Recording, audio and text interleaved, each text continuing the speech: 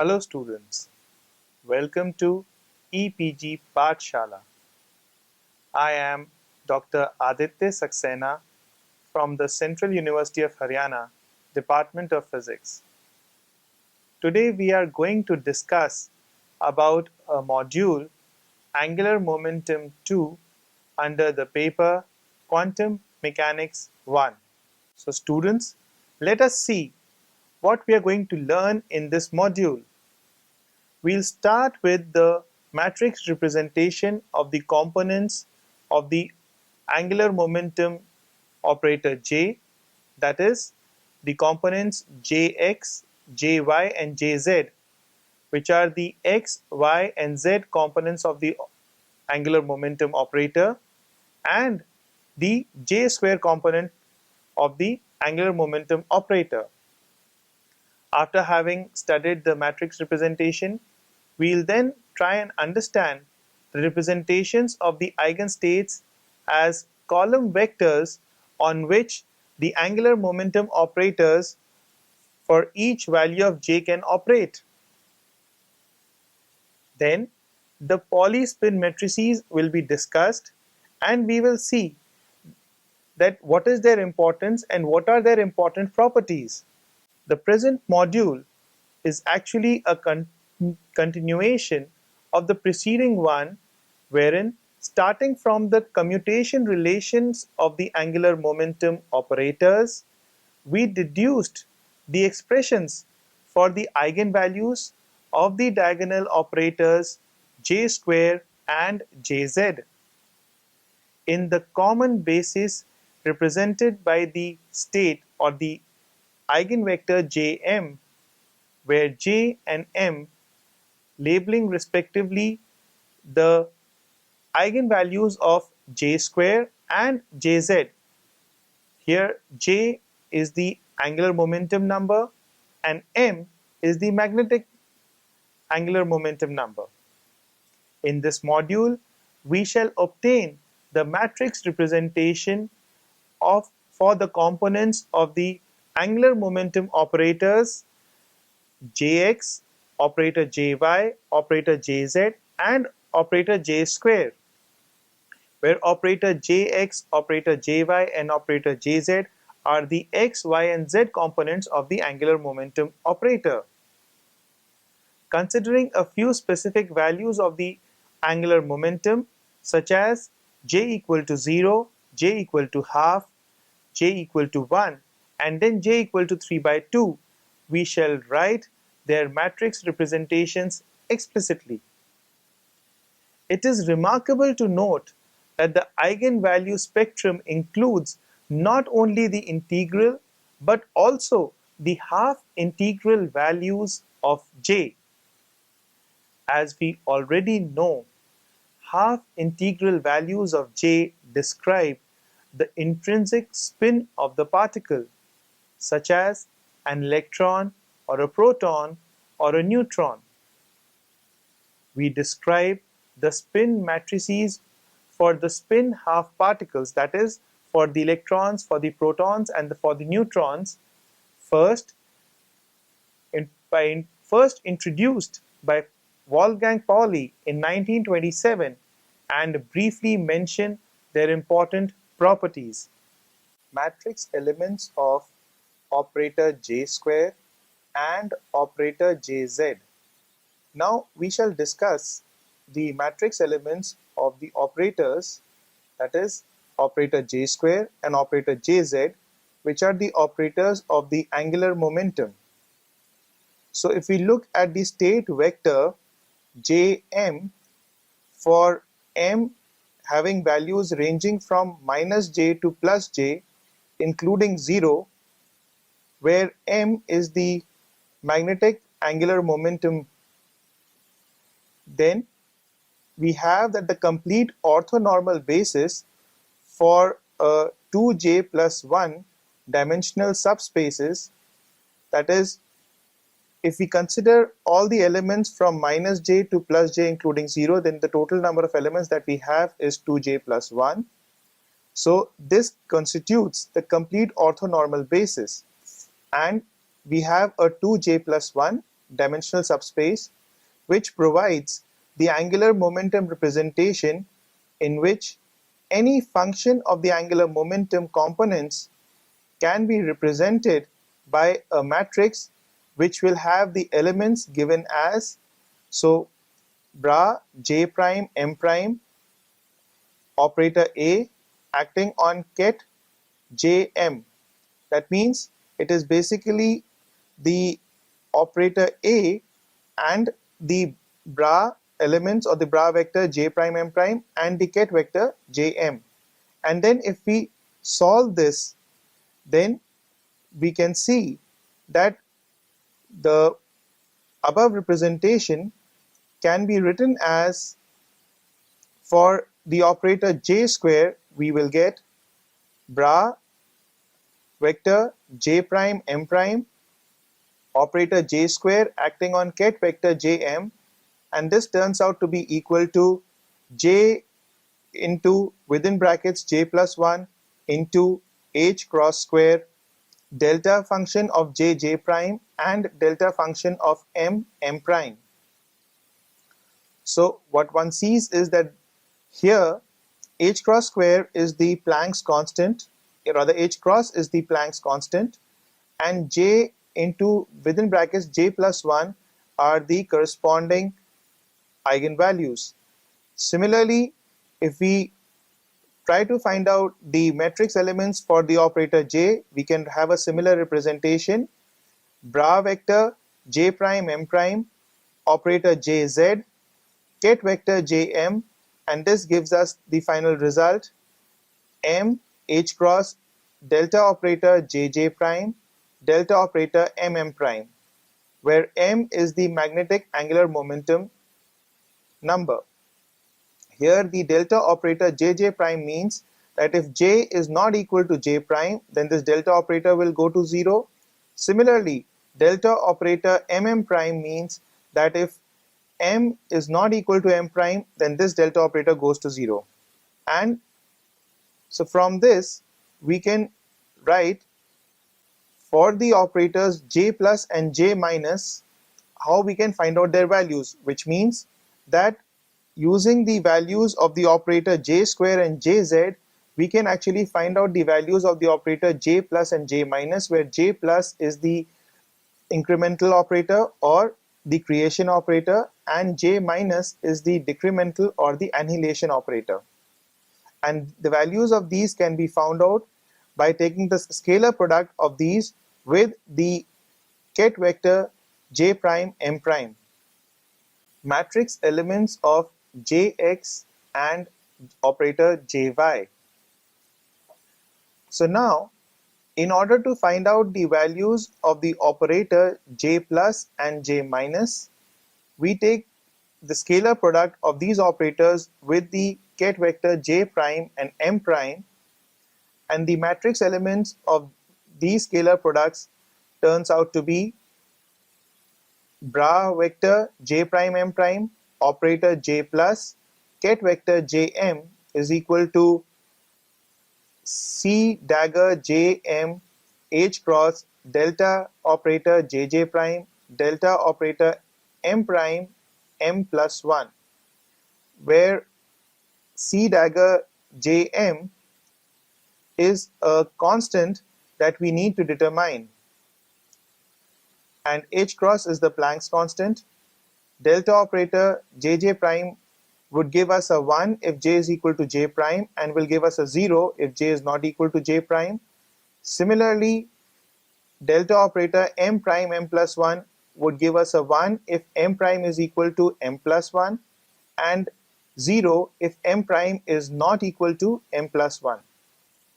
Similarly, we can find out the matrix elements of the operator J minus by taking the similar scalar product, that is bra vector J prime M prime operator J minus acting on ket vector Jm, and this gives us the result C Jm minus H cross delta J prime delta operator M prime M minus 1. So here C Jm minus is also a constant that we will need to determine. H cross is the Planck's constant. Delta Jj prime gives us a value 1 if j is equal to j prime and returns a value 0 if j is not equal to j prime,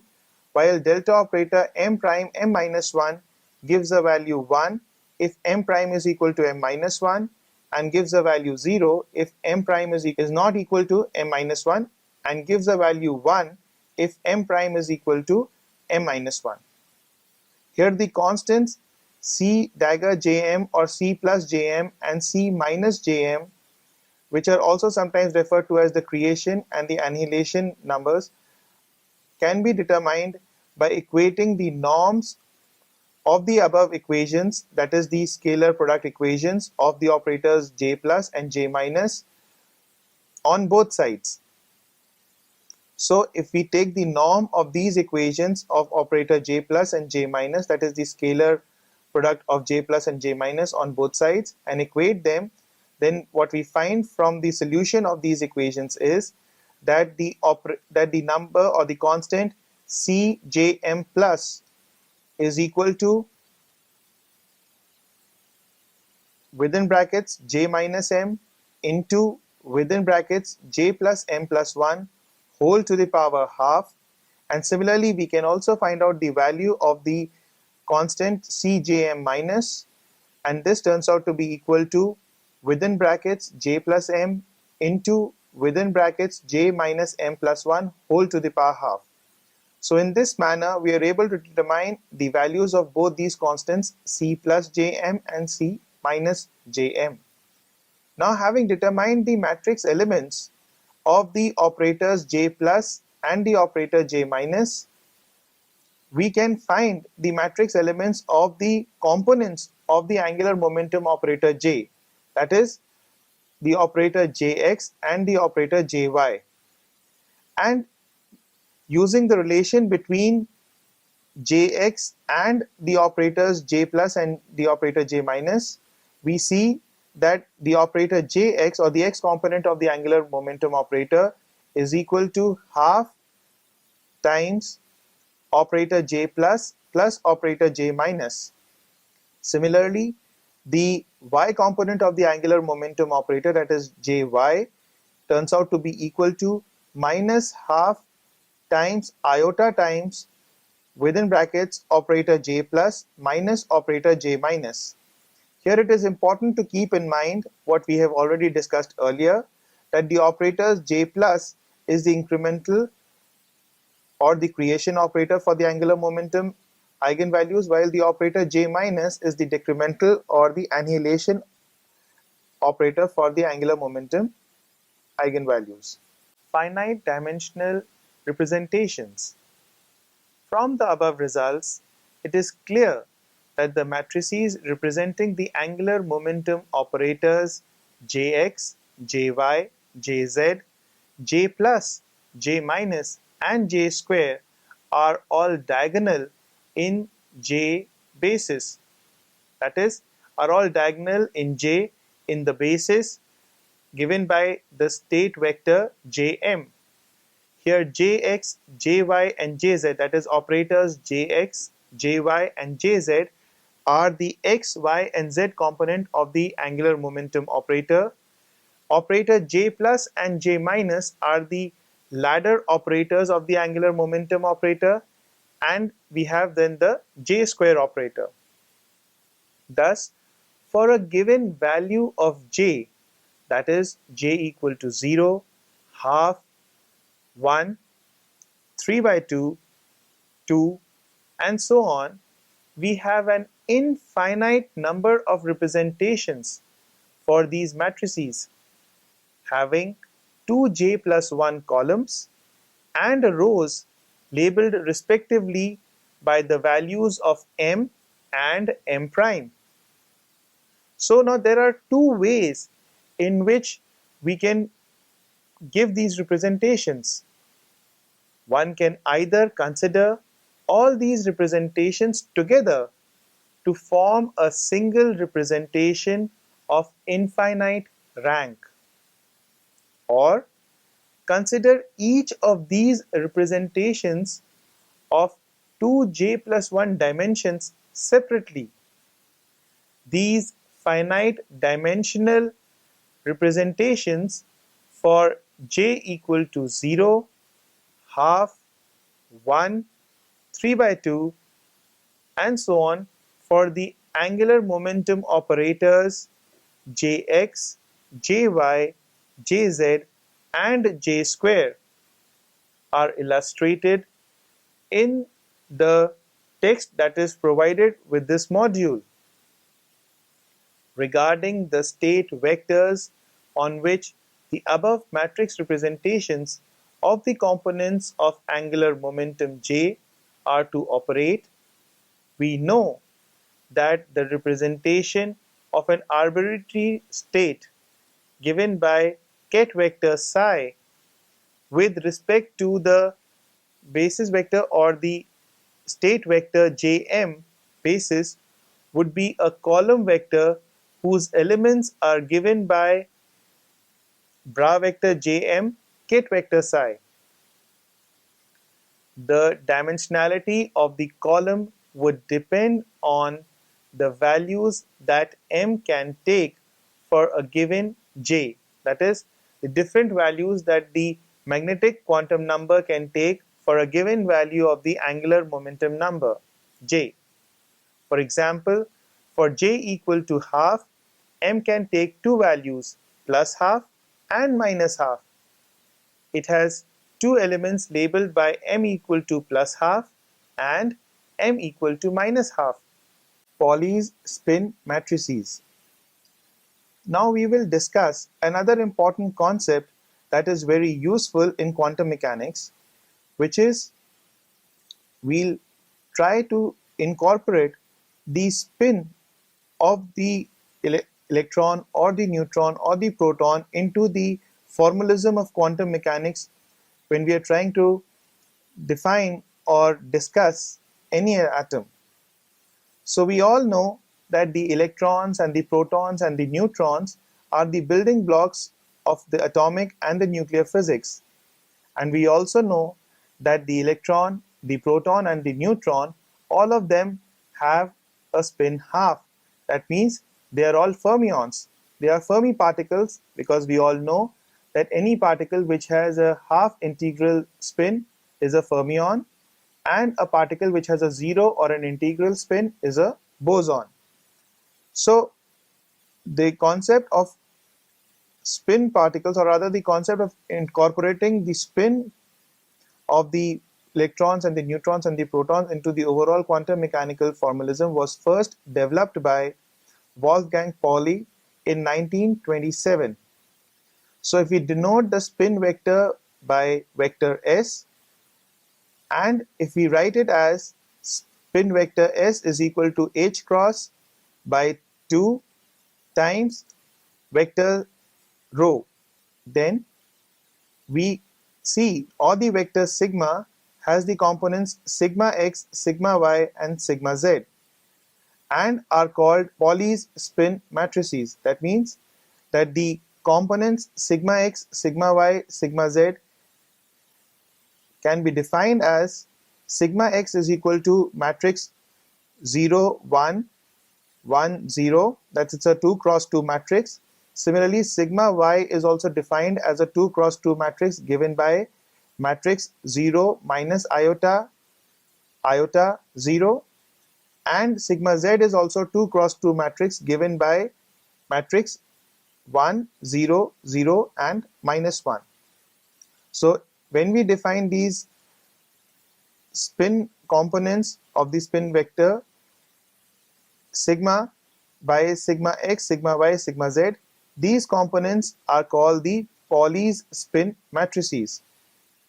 Now let us discuss some of the important properties of these Pauli's spin matrices. So first of all, we see that the commutation relation of these Pauli's spin matrices, which are denoted by, here we are using the indices I and j to denote the components x, y, and z. So wherever we will now be referring, wherever in the relation we will see that the indices I and j are occurring, they actually refer to the three components x, y, and z. And if I is component x, then j will be component y and k will be component z. And similarly, we can do it in a cyclical order, and accordingly we can get which component denotes is being denoted or is being represented by I, j, and k. So here the first relation or the first important property of the Pauli spin matrices is its determinant. So the determinant of sigma I sigma j turns out to be equal to twice iota times epsilon ijk times sigma k, where epsilon ijk is a tensor of rank 3 and is referred to as the symmetric tensor, and sigma k is the Pauli spin matrix of the third component, denoting the third component. Similarly, so in the first relation, we have defined the commutation relation, that is, the commutation relation of sigma I and sigma j gives us the final result twice iota times epsilon ijk times sigma k, where epsilon ijk is the tensor of rank 3 and is defined or is termed as the symmetric tensor.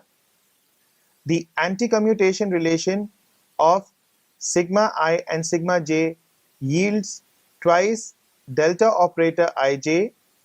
which means if I is equal to j, then the anti-commutation relation of sigma I and sigma j gives a value 2, and if I is not equal to j, then the anti-commutation relation returns a value 0. And finally, sigma I times sigma j is then given by delta operator ij plus iota times epsilon ijk sigma k, where, as we have discussed earlier, delta operator ij would give a value 1 if I is equal to j and would give a value 0 if I is not equal to j. Similarly, epsilon ijk is the tensor of rank 3 and is called the symmetric tensor. So here what is important to note is that while writing down these relations, we have replaced the x, y, and z components of the Pauli spin matrices with the ijk, each taking the values 1, 2, and 3. These relations can be easily verified if we write them in the matrix form. Now we know that there are two spins, or rather two basic spins. We know that the value of the spin is half, and this spin half will have two states, or in other words, it will have two eigenstates, alpha and beta, where alpha denotes the spin up and beta denotes the spin down states respectively. And both these spin states, that is, both these eigenstates alpha and beta, satisfy the orthonormality relation bra vector alpha ket vector alpha is equal to bra vector beta ket vector beta is equal to 1. Similarly, bra vector alpha ket vector beta is equal to bra vector beta ket vector alpha is equal to 0. Now let us discuss the operations of the spin operators on the eigenstates alpha and beta. So firstly, we would follow a similar procedure as we did for the angular momentum operator, that just like we found out the eigenvalues of the angular momentum operator for the operator j square and jz, similarly here we will find out the eigenvalues of the operator s square and sz of the spin operators. And we will see that in order to find out these values, we operate these operators on the eigenstates alpha and beta, where alpha is the spin up state and beta is the spin down state. So let us see that when the operator s square acts on the eigenstate alpha, it gives us 3 by 4 times h cross square alpha, where 3 by 4 h cross square is the eigenvalue of this operation, and alpha is the eigenstate. Similarly, the operator S square acting on the eigenstate beta gives the value 3 by 4 h cross square beta, where 3 by 4 h cross square is the eigenvalue and beta is the corresponding eigenstate, and h cross is the Planck's constant times, or rather h cross is the Planck's constant by 2 pi. Similarly, the operator Sz acting on the eigenstate alpha gives h cross by 2 times alpha, where h cross by 2 is the corresponding eigenvalue and alpha is the corresponding eigenstate. Similarly, operator Sz acting on beta is equal to minus h cross by 2 times beta, where minus h cross by 2 is the corresponding eigenvalue and beta is the corresponding eigenstate. And just like we did in case of the angular momentum operator, where we defined the raising and the lowering angular momentum operators, or the creation and the annihilation angular momentum operators, similarly here also we can define the raising and the lowering operators for the spin operator. So the raising operator for the spin operator, that is operator S plus, is defined as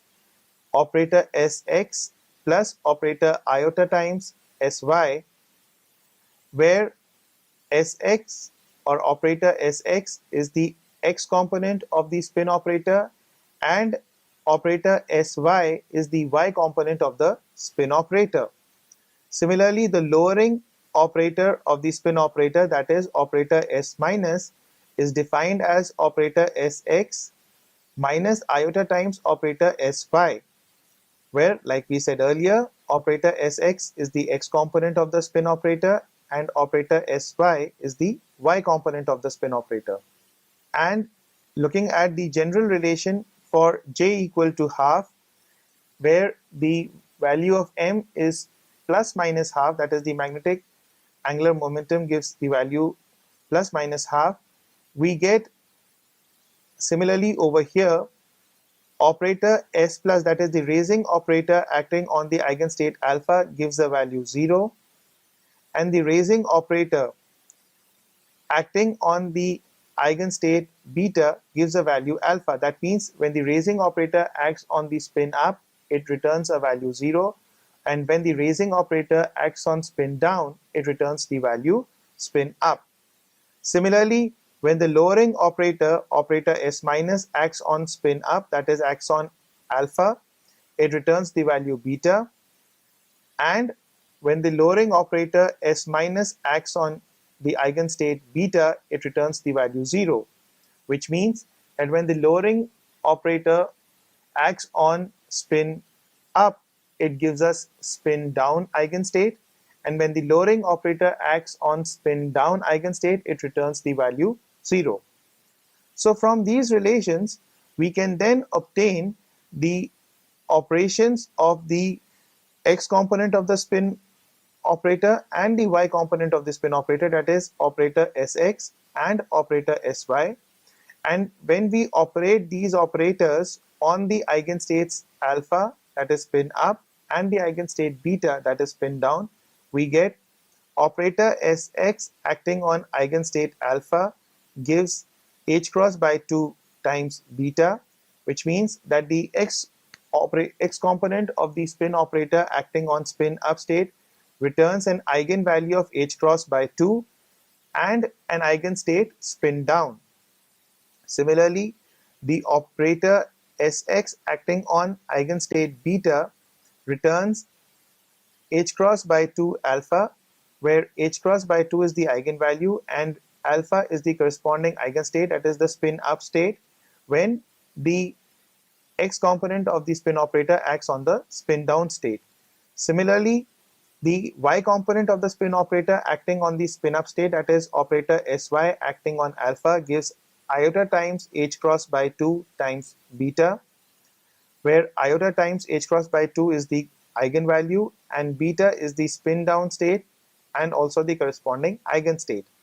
Similarly, operator Sy, that is the y component of the spin operator acting on the spin down state, that is eigenstate beta,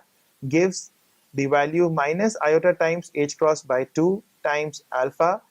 where minus iota times h cross by 2 is the eigenvalue and alpha is the corresponding eigenstate, expressing the spin operators in matrix form.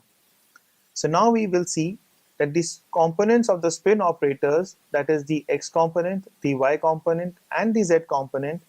how these components can be expressed in matrix form. So first of all, we start with the z component of the spin operator, that is Sz, and we see that when the operator Sz acts on the eigenstate alpha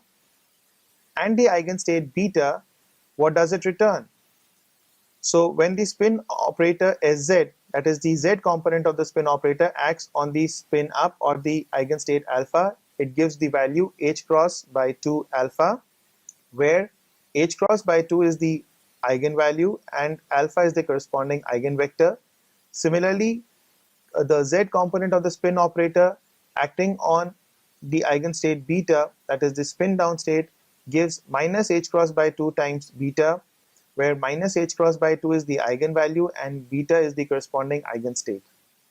So now, after having defined the x, the y and the z components of the spin operator, we can finally write down these operators in the matrix form when these operators act on the corresponding eigenstates alpha and beta, that is the spin up state and the spin down state. So operator Sx acting on alpha gives h cross by 2, then times matrix 2 by 2 matrix 0 1 1 0 times column matrix 1 0, and this gives us the final value h cross by 2 times column matrix 0 1, and this is equal to h cross by 2 times the eigenstate beta. Similarly, the operator Sx acting on the eigenstate beta gives h cross by 2 times 2 cross 2 matrix 0 1 1 0 times column matrix 0 1, and this is equal to h cross by 2 times column matrix 1 0, and this is equal to h cross by 2 times alpha, where h cross by 2 is the eigenvalue and alpha is the corresponding eigenstate or the spin up state. So here if we look at this relation, we can see that the spin up state is given by the column matrix 1 0, while the spin down state is given by the column matrix 0 1. Similarly, writing down the y component of the spin operator acting on the spin up state alpha, we see that this turns out to be equal to h cross by 2 times 2 cross 2 matrix 0 minus I 0 times column matrix 1 0, and this turns out to be equal to iota times h cross by 2 times column matrix 0 1, and this is equal to iota times h cross by 2 times eigenstate beta. So what this means is that when the spin operator Sy, that is the y component of the spin operator, acts on the spin up state, it returns an eigenvalue iota times h cross by 2 and the eigenstate beta, that is the spin down state. Similarly, when the y component of the spin vector operator Sy acts on eigenstate beta, that is the spin down state, it gives the value h cross by 2 times 2 cross 2 matrix 0 minus iota 0 times column matrix 0 1, and this is equal to minus iota times h cross by 2 column matrix 1 0, and this is equal to minus iota times h cross by 2 alpha. So spin operator Sy acting on spin down state or eigenstate beta returns an eigenvalue minus iota times h cross by 2 and the eigenstate alpha or the spin up state. And similarly, for the z component of the spin operator Sz acting on eigenstate alpha gives h cross by 2 times 2 cross 2 matrix 1 0 0 minus 1 times column matrix 1 0, and this is equal to h cross by 2 times column matrix 1 0, and this is equal to h cross by 2 times alpha. So spin operator Sz acting on eigenstate alpha gives an eigenvalue h cross by 2, and the eigenstate is alpha, that is spin up state. While spin operator Sz acting on eigenstate beta gives h cross by 2 times 2 cross 2 matrix 1 0 0 minus 1 times column matrix 0 1, and this is equal to minus h cross by 2 times column matrix 0 1 is equal to minus h cross by 2 times beta. So the z component of the spin operator acting on the spin down state or the eigenstate beta gives an eigenvalue minus h cross by 2 and the eigenstate spin down or eigenstate beta. Here what is very important to note is that when we have tried to find out the eigenstates, the 2 cross 2 matrix that has occurred for the x component is the first of the Pauli's spin matrices. Similarly, the 2 cross 2 matrix that has occurred in the formulation or in the computation of the matrix form for the y component of the spin operator is the second of the Pauli spin matrices. And when we look at the z component of the spin operator, we see that the 2 cross 2 matrix that occurs in these relations is nothing but the third of the Pauli's spin matrices. So in this way, we see that the Pauli's spin matrices is central to the evaluation of the matrix form of the components of the spin operator, where the first of the Pauli's spin matrices occurs in the evaluation for the x component, the second occurs in the evaluation for the y component of the spin operator, and the third of the Pauli's spin matrices occurs in the evaluation of the z component of the spin operator, their matrix form as well as their eigenvalues and eigenstates. So students, after having gone through this module, now let us summarize what we have learnt in this module. The main points that we covered in this module were the matrix representation for the different components of the angular momentum operator J.